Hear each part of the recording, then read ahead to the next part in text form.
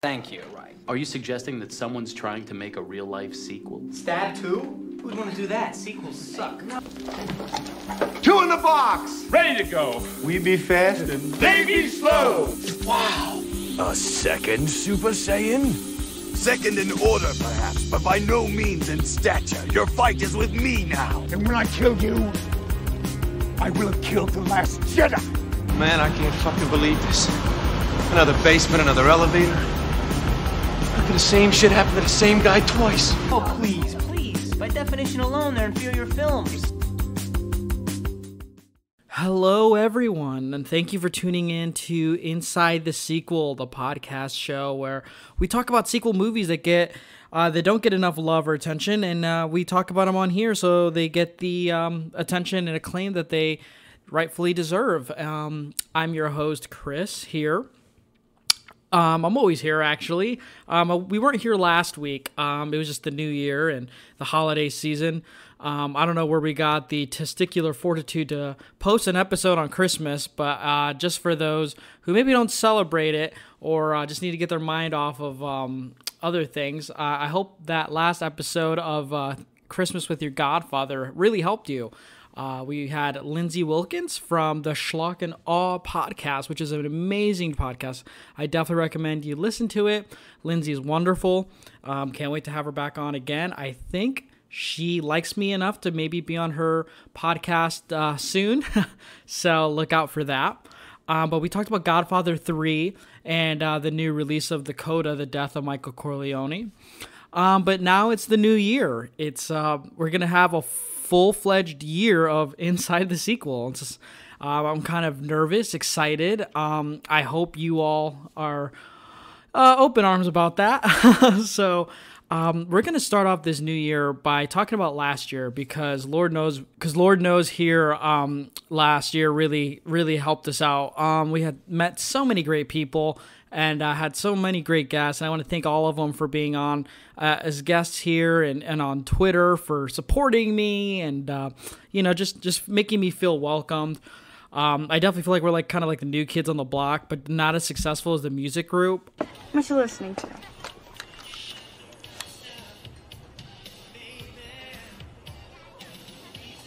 New Kids on the Block. I don't even like them. I was just... Wait, you're the new kid, right? But I don't know why that's funny for me, but I guess it is.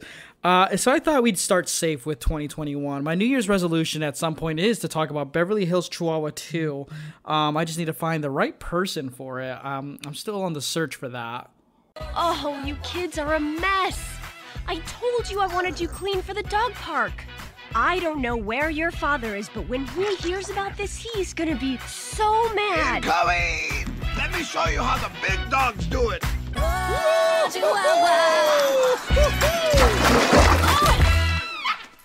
But today we're going to talk about, there's no guest, it's just me, so if you don't like that, then maybe wait till next week. You can skip this one. But today it's just me on the mic. It's off the cuff, straight up, just talk between you and me. And last year was a weird one. A lot of movies were watched, and we started this podcast we had an unsuccessful podcast prior to, but we won't talk about that. But then we got this idea here for sequel films, and I think that really cemented kind of my movie watching, and I decided to start the new year with giving you all my top 5 sequels that I watched in 2020. And they're not even going to be some of them are probably we did episodes on. A few of them I just watched personally, just haven't gotten around to talking about them. But I just thought maybe if you want to know a little bit, pick my brain. If you don't know, I'm crazy when I come to my movie viewings and my opinions sometimes. So I thought maybe it'd be fun to just kind of go through memory lane and talk about some movies maybe I didn't get the chance to on this podcast.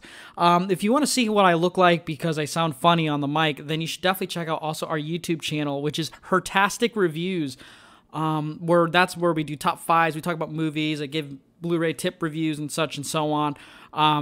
So if you want to do that, you can also check that out too. But let's just get into it, So I actually picked out 6. I couldn't just stick to 5. I always have to do an honorable mention because movies are like babies for me. Like, I want to give each of them their respect and their attention. So top fives I love to do because it's not so long as the top 10, and I kind of forget by the time I get to 5. So we just kind of cut in half there. But we'll have one honorable mention. That one is actually Pet Sematary 2 from 1992. Not the only sequel we're going to talk about from that year on this episode, but yeah, so we did an episode of that. We had Daniel Upler from Cobwebs hopped on this podcast, and Daniel, if you don't know, is my longtime secret crush, and I don't know if he listens to the podcast, but so I think it's safe to say that on here. But he hopped on here, and we talked about Pet Sematary in the first and the second, but the second one came by surprise for me. I can't believe how amazing Pet Sematary 2 was, and I absolutely love it to death. I own the Blu-ray now, and it'll be a movie I think I'll always champion now, which I mean, if you listen to this podcast, you know that's what we try to do here. We try to bring to light some of these sequels that get forgotten, or maybe are a little bit better than people give them credit for. But yeah, Pet Sematary 2 it was just a fun podcast episode.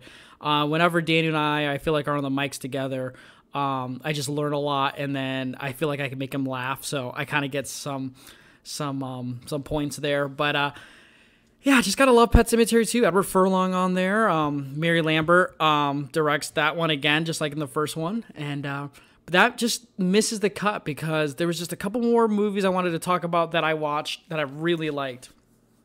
But in really no particular order, I'll just read it based on how I typed it on my notes here. But the first one, number 5, which is like I said, it's not the only one from this year. It's another 1992 release, and that was Police Story 3 from 1992.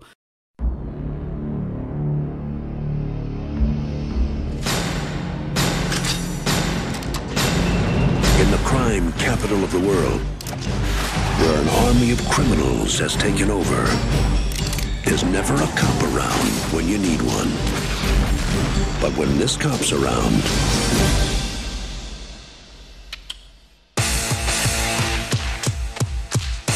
one is all you need. That was directed by Stanley Tong. And that's a Jackie Chan film. It's the third of his Police Story movies. It's actually called Police Story 3 Super Cop. I watched this, I'm going to say the beginning of the summer maybe. But it stars Jackie Chan again as the hero of Kevin. And Michelle Yeoh is on this one. If you don't remember her, she was on Crouching Tiger, Hidden Dragon as well. I absolutely loved this movie. The Police Story trilogy. There's so many more. There's Police Story. There's the Crime Story franchise. There's just these Hong Kong martial arts movies with Jackie Chan are just terrific.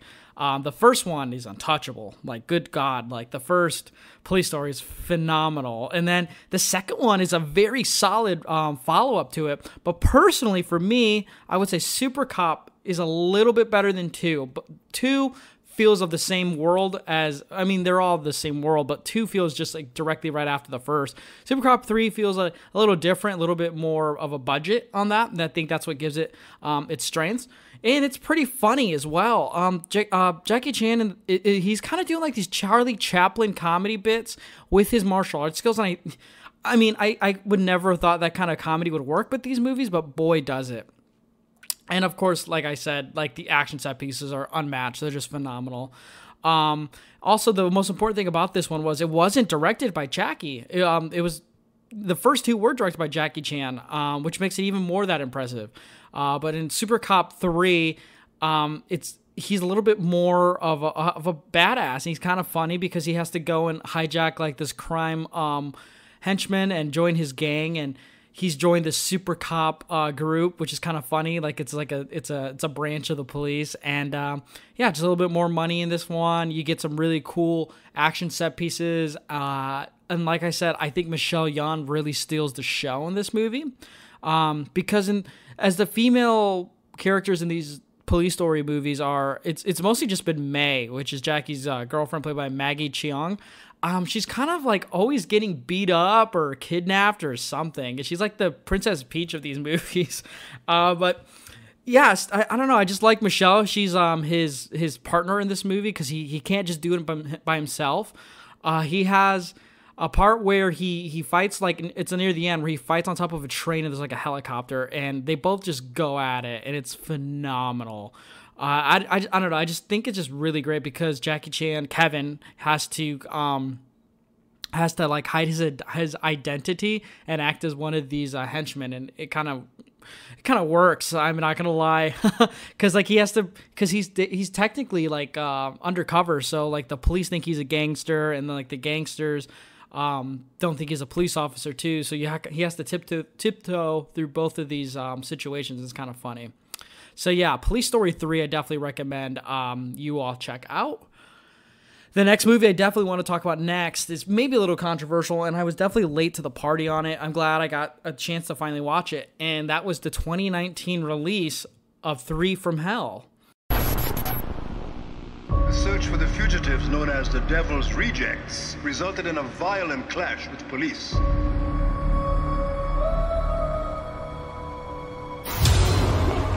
Chances for survival are less than 1,000,000 to 1. There's no justice in this world. I am justice. They're trying to blame us, but we didn't do it.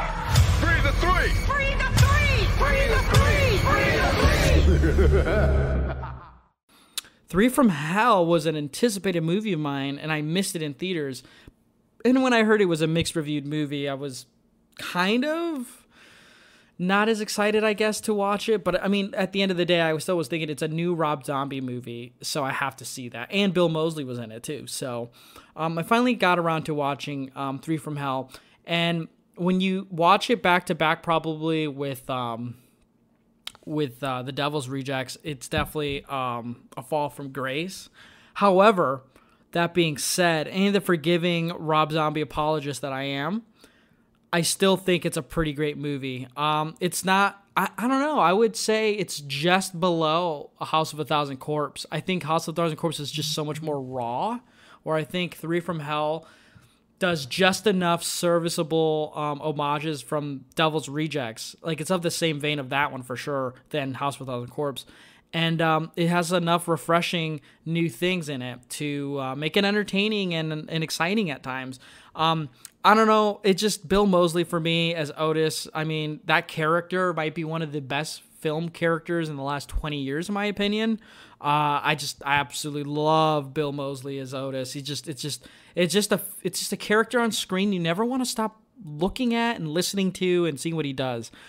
This one, I will say, Sid Haig is definitely missed, and I understand why Sid Haig isn't in this film as much, because he did unfortunately pass away, and that absence really hurt. But you do get a small part with him in the beginning. It does feel like such a different movie from the beginning to the end as well. Like there's that like as soon as the character of Richard Brake gets introduced, which he does a great job. I'm not gonna lie. This is the first film I've seen Richard in where he plays the cousin of Otis and Baby, of the Firefly clan, and he works out pretty well. I mean, he's no Sid Haig, but he plays is it Winslow, I believe is his name, and he does like this howling all the time. I don't know. It's not a role I absolutely loved, but I mean, it's a great add-on to the trio. And they go to Mexico, which is kind of funny, and like the gangsters that they fight off in the end is a very entertaining part.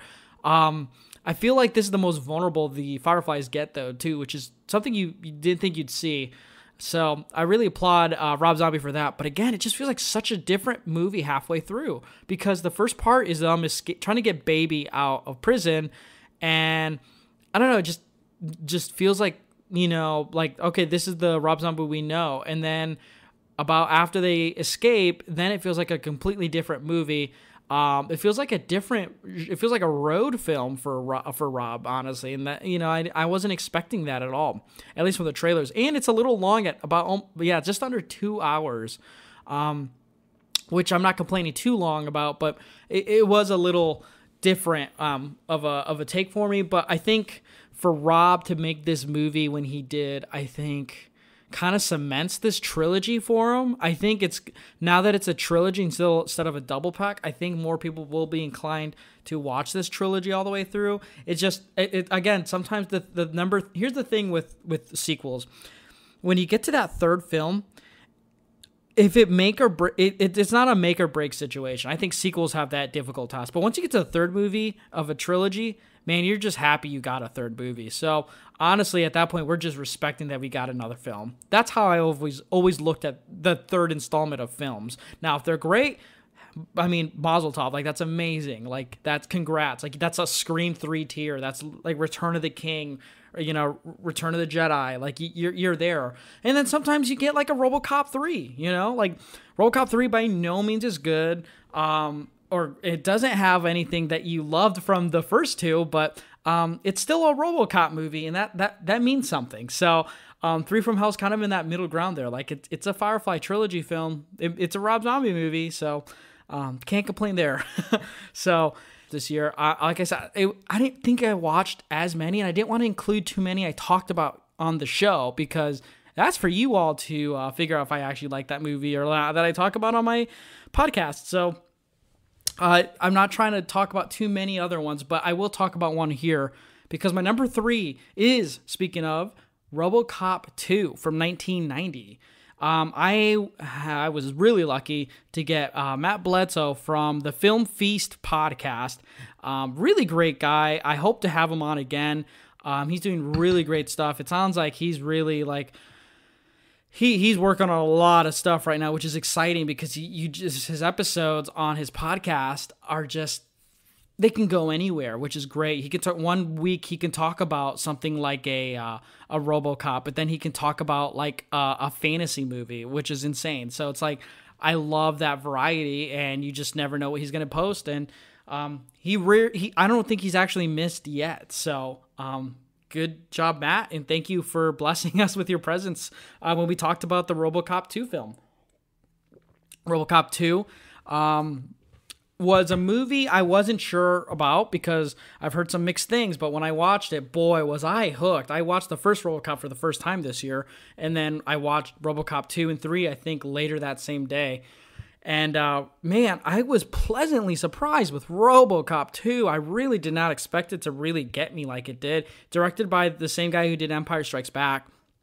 I would put RoboCop 2 is not in the same tier of Empire Strikes Back, but honestly, he does do a really good job of kind of steadying the ship while also like making things different. Because I keep saying with this movie, it feels like it belongs in the same movie of RoboCop. It just feels like RoboCop extended, you know, like it just continues off what we got for the first one, and I really appreciate that because. RoboCop 3 does something completely different. It just does not feel natural. It's not great. RoboCop 2, I think, is a really good follow-up, and there's a lot of originality in that too, while also kind of skipping some of the introductions that the first one did. You get to skip past that and get some more of the action. I don't know. I love the RoboCop films now. I can't believe it took me so long to finally get on that train. But I'm definitely on it. I punched my ticket and I don't want to get off. So RoboCop 2 is great. You can listen to that here on our Spotify or iTunes, however you listen to the Inside the Sequel. I definitely, if you haven't listened to it already, definitely recommend listening to Matt talk about this movie with me because it was just such a fun time. I just really, really was not expecting it to be almost of the same height of the first one. Now, the first one, I think, is definitely a better movie, but I mean, 2 really tries to go for it, I feel like. And at one point, there was parts of the movie where I was like, man, I wish the first one kind of did some of this that 2 did, you know? But I mean, the first one is still going to be an untouchable sci-fi movie. You just get like, you know, a treat in getting a sequel that's pretty entertaining. And yeah, I would say RoboCop 2 is definitely in the middle of the pack for me right there at number 3. The fourth, or the number 2, was one I was not expecting. We could talk about the first one that I originally was going to put down, but again, I didn't want to put another podcast episode movie that I've already done. So I opted at number 2 to put 1939's Son of Frankenstein. 20 years years ago, in the barony of Frankenstein, a monster created by man stalked through the country, maiming and killing. In time, Frankenstein, maker of the monster, died. The monster disappeared. Now, after 20 years, the son of Frankenstein returns, and fear grips the village anew. A man tainted by the blood of his father can forget his human soul and carry on the diabolical work of the Frankenstein. As a man, I should destroy him. But as a scientist, I should do everything in my power to bring him back to conscious life. So I saw this movie with Daniel, and we had like an all-day marathon. Like it was I can't even remember like when we started at like what, 9 or 10, I think. I can't remember. We started this movie first in our all-day marathon with that. We had been planning for like 2 weeks. We had a stack. We had like a fat stack of Blu-rays that we had curated to watch for this whole day. And boy, it was blessed. It was like legitimate. It was like the cinema gods would be proud of us. The way we curated this was perfect. And that we started off with Son of Frankenstein. And honestly, I'm of the opinion if you want to start off a movie marathon, you got to start black and white. Like, you just have to. Regardless of the genre, you got to start black and white. Just something about the early morning, the drinking that cup of coffee, maybe eating breakfast, and just watching a great black and white early film. I don't know. It just feels like a classier Saturday morning cartoon kind of vibe for me. I don't know. That's how I've always looked at it. And I'd already seen the original Frankenstein, and then the first episode we ever did here, which I was incredibly proud of, the Bride of Frankenstein. I did not expect to like Son of Frankenstein as well. It is an amazing film. Like, I don't know if people have talked about Son of Frankenstein and I'm just late to the party, because when it comes to these Universal monster movies, I am kind of new. I'm the new kid on the block, again, with these movies. But I finally did watch all the Universal monster movies this year. That was like my goal, and I did do a ranking on that on Twitter. And you bet your ass that Invisible Man is number 1. But Son of Frankenstein was just, it kind of blew me away. Like I always thought with these Universal monster movies that they were going to be, I don't know, kind of like sus at times in terms of like the casting and like the stories. Cause it's like, I mean, how many of these Frankenstein and Dracula movies are you going to be able to make? And they're not going to, the quality is going to dip. The quality is going to dip. Well, the quality does not dip that much here in Son of Frankenstein. Son of Frankenstein, it takes place years after Dr. Frankenstein has passed, and his son has taken the estate. I believe his Baron, I believe, and he moves back to the village, and he lives in the same. He's living in the same castle as his father did in the first 2 movies, and everyone in this village hates the Baron because he's a Frankenstein. He ruined the village because the monster escaped and killed people, and they never forgave Dr. Frankenstein for that. And he's also a scientist, and he kind of just wants to restore the family name. And what he does is he discovers the character of Igor, who is a crazy man who's like been tried to be hung plenty of times but still survives. He's played by a terrific Bela Lugosi. I think this is a better performance from Bela than his Frankenstein portrayal. I know that is a crime to say, but I really do think Bela Lugosi's Igor is like an amazing performance, because Igor worked with Dr. Frankenstein and he helps the Baron von Frankenstein in like kind of doing the same thing Dr. Frankenstein did, is resurrecting this monster. And the thing is, the monster only responds to Igor. And I love that little piece of detail there, because the Baron has already lost the battle. And as soon as the monster arises again, he's played again by Boris Karloff. He's basically the same kind of monster, but I love to see his Shaggy and Scooby kind of relationship with Igor. Like, I can just tell they're just having fun and, like, killing people and like causing mischief. And and Igor sneaking Boris Karloff all around the castle, and their poor kid, who just is such a sweet kid, but also says such terrifying things because he sees the monster like hiding and stalking him. It's just really great. And then you get you get like the inspector who is missing an arm, I believe it is, played by Lionel Atwill. I just love this yin and this yang. And Baron ends up becoming mad like his father and trying to hide this secret that he's resurrected the monster. Like throughout the whole movie, he's just hiding that he's created this thing. And I just think it's so entertaining. And this movie was just really, really, really great. And I don't know, I love the gif of Bela Lugosi where he's in the cracked window looking down and just hutching and laughing. He's just having such a fun time with this role, and you have such an experience with this because like it's so gothic, and and the score is great, and it's such a quick movie too. Even though it is a little longer, it's 99 minutes. To me, it flies pretty quickly.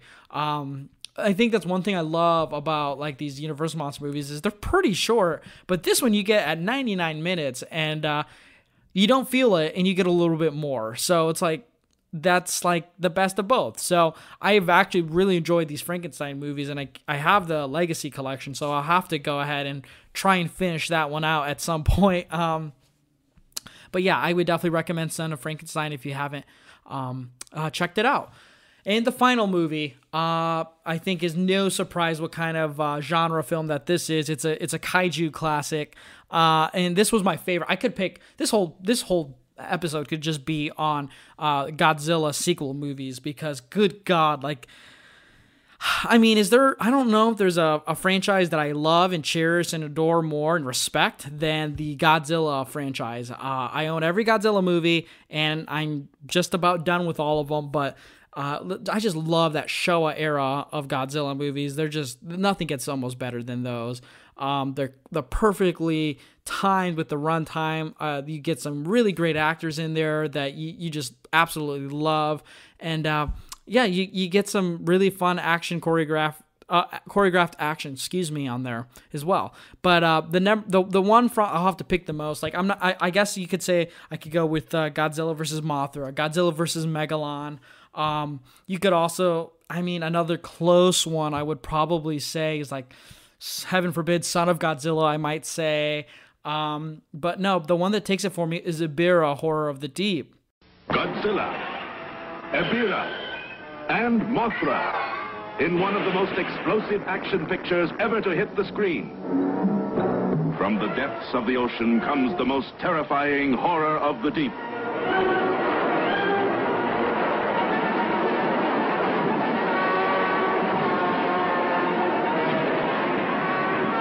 From within the mountain caves comes the dreaded monster Godzilla.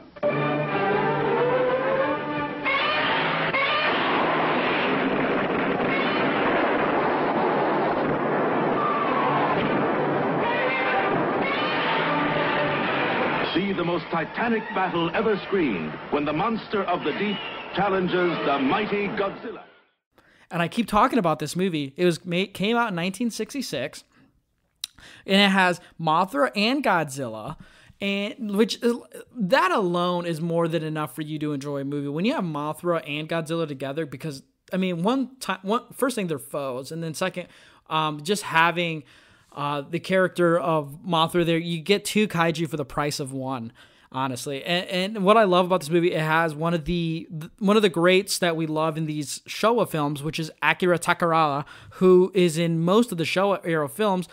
And it's like a beach movie. It's a summer blockbuster movie, honestly, for me, because the main enemy, which is Ebirah, is a giant lobster. It's a giant lobster, or he's a crab. I think he's a lobster. I can't remember actually which one he is, like what technically Ebirah is, but he can regenerate his body, and he's blowing up ships, and they go to Monster Island basically before it's called Monster Island, and the human characters there end up stumbling upon Godzilla in a cavern, and he's sleeping because it's like this is right after he fought Ghidorah, and Like, I don't know, it's like it's about a brother trying to find his other brother who got lost in sea because of Ibira. And he takes his friends with him after they went to like a dance contest, and they go and look for his brother, and then they come across the island, and they can't escape, and the natives there help them, and Godzilla from destroying the evil. I feel silly in talking about it, but the evil soldiers that are on there, it's like a base there, and they're trying to kill Godzilla. Well, they wake him up to help save him, and there's a volcanic eruption because there's a bomb that detonates on the island, and Mothra comes and helps them. And honestly, it sounds like a lot, but it's directed by one of my favorite directors, Jun Fukuda. He directed a lot of these movies in the Showa era series, and honestly, I think he does almost just as good as Honda. Honda did a lot of great work for the Godzilla movies, but it was I think Jun Fukuda kind of took these movies and ran away with them and made them what they were. They were just really fun movies because of him, and he constantly came back because people loved them. So Ibira Horror of the Deep, I absolutely love. I know it was intentionally made to have King Kong feature in it, and I'm glad that they didn't. I think King Kong should stay out of Godzilla in these early movies because that just means American studios are going to be the ones that want to control it, and we don't want that. So Godzilla, Ibira Horror of the Deep, which I love when these Godzilla movies don't have like Godzilla in the name and make them verses. I feel like that's such a Heisei thing to do, which I think is more fitting. I kind of like these alternate titles, like you get like Godzilla Raids Again, you get Invasion of the Astro Monster, Ghidorah the Three-Headed Monster. I don't know, I just really enjoy them, like Terror of Mechagodzilla, you know. I don't know, I just like when there's not the versus name in there. But yeah, I would definitely say Godzilla just as a whole was my number one in terms of sequels, but personally Ibira from 1966 is my number one. So there you have it. There is your host's top 5 sequels that he watched. Just so you know, I am a man who loves his sequel movies. But I'm curious to know, when I upload these podcast episodes, I love to see the interactions in the comments, and I'm very curious to see, like, did you notice some, because 2020, Lord knows, it was just such a wild year. Did you catch yourself watching things maybe in a normal year under different circumstances you maybe weren't watching? Because that was definitely the case for me. So I'd love to see what other movies people had been watching in 2020. And I didn't watch a lot of new movies, I'll be honest, but I watched a lot of older movies and caught up with new movies that I had missed from years prior. So I'm curious to see what everyone has been watching, and maybe if you saw any sequel movies that you think I should check out, definitely let me know down below. If you ever want to be a part of this show, you can always follow us on Twitter. I'm at Hertastic_Chris, and you can follow me on Twitter personally. You can follow the show also on Twitter. That's at Inside Sequel. Again, that's at Inside Sequel. And you can email the show at sequelpod@gmail.com. If you ever have recommendations, I'm always open to those. But if you also want to check me out on other platforms, we're on Instagram. We're also, again, on YouTube at Hertastic Reviews. If you maybe stumble upon that YouTube channel because of this podcast, let me know down in the comments. I like to see where everyone's finding me these days. So I really want to thank you all for making my second half of the year amazing with this podcast, and I'm so excited to kind of kick off this year now. Now we'll have a full calendar year to do this, and I'll do my best to stay diligent on that. We're a little late. We're already the 4th day into the year, and we need to get back on there. It's like what does Robert De Niro say? I got to get organized, I guess. So man, I'm really quoting Taxi Driver on here. I promise Joker isn't my favorite movie. But anyway, I want to thank you all so much for tuning in. My name's Chris here at Inside the Sequel. And remember, if you're not loving sequel movies, do you really care about cinema? Anyway, we'll see you next time.